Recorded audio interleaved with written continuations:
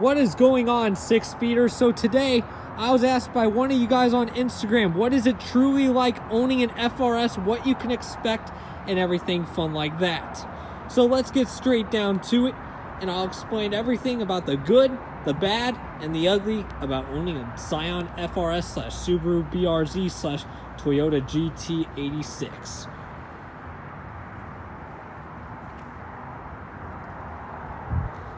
So what can you expect from owning one of these beautiful cars? The first thing that you're going to learn right off the bat, the car seats are amazing.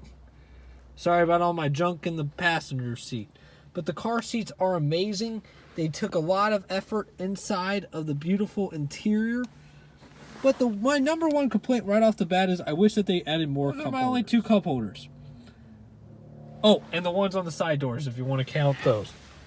I'm just one of those. I like having extra cup holders for the extra passengers. Also, another thing that you're actually going to quickly learn is the freaking back seats are kind of useless. I don't know why, but you cannot fit two people back there. You're going to either have to be pushed all the way up or all the way basically laying across the seats. So if you're hoping to take a road trip in this car, I would not recommend it. Also, another quick thing that you're also going to learn about this car is that it requires a lot of maintenance. For example, I just had to buy spark plugs, and I'm already at 60,000 miles. I only put 1,100,000 miles on this car so far, but it requires maintenance every 60,000 miles for spark plugs, and they're a big pain in the butt to get to.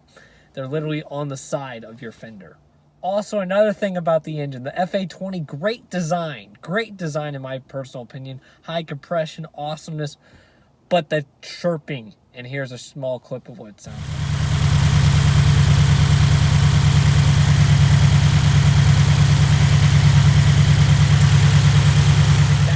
Chirping sounds like, and I sometimes mistaken it for engine knock. Also, fun fact of the day, if you did not know what the Gt86 / FRS / BRZ is based off of, it's based off of Initial D. If you guys know that cartoon from Japan, it's all about drifting, all about that beautiful Corolla AE86. This car was based off of it. So that's one thing I love about it. One thing that I do like that Toyota and Subaru did right was awesome steering wheel. It feels amazing. Also, I gotta do a shout out to those gauges. I really do like it. Here, one sec. I really do like it because it all just lights up and everything. I love the awesome radio. And I'm just a simple guy who, I honestly love the how you control the heater and the AC right off the bat because it's simple. And I love simple things. I am very, very happy that it's offered in manual because not too many cars are offered in stick shift. And hands down, this is probably one of the best stick shifts that I've ever driven. And I would recommend this sports car to anyone. Fun fact of the day, if you did not know what the Gt86 / FRS / BRZ is based off of, it's based off of Initial D. If you guys know that cartoon from Japan, it's all about drifting, all about that beautiful Corolla AE86. This car was based off of it. So that's one thing I love about it. Back to the detail, one thing that I do love is in 14 they offered this carbon fiber look, which I just found amazing. I think the BRZs have like a steel type look, if I am correct. One thing that I do wish that this car had was more cigarette lighters, because there's one right there. I wish that it was a little bit closer up there. I believe that there's one located right inside the glove box. I just haven't dug around. One thing that I love about this car is that there is a tons of modifications. Sky's the limit. I've seen them slam down. They look completely awesome. Aftermarket rims, this cool sounding exhaust. There's tons of things that you can do to this car, which I absolutely love.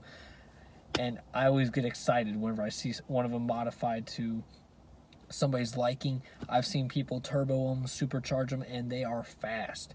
I just don't have any interest in doing it right now because I'm still have a loan out on this car, and I still got a lot of stuff on my plate right now. But one of the big plans I do have for this car is to try to bring out the full potential out of it, because I know it can be quick, and I sure hope that I can use the engine to my advantage. All I have to do is just find the time and the money to do it, but I know I can.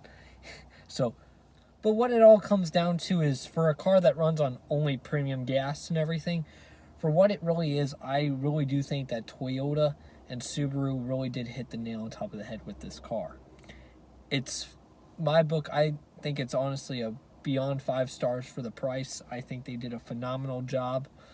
and I'm very, very happy with it. There is just one wish I did have. I wish I did come with turbo or a little bit more powerful engine, like a 2.5 liter or 2.3, but all in all, the car is amazing. And if you ever do have the chance, drive one, because it's a thrill, it's fun, it's just something that I would suggest anybody to try out, whether it's with paddle shifters or with a manual transmission. But most of all, if you got to understand how the car performs and what it really was made for, you would fall in love with it too. You know, this was the first ever Subaru rear-wheel drive boxer motor that Subaru ever did make, and they hit the nail on top of the head.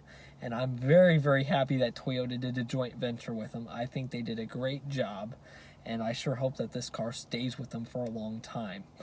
I know Toyota's longest sports car was probably the Toyota Celica and the MR2, but sadly those two cars are no longer with Toyota, but awesome cars.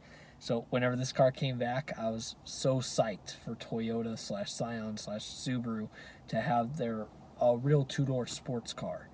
And I'm very, very happy with the car, and I cannot wait to start the build.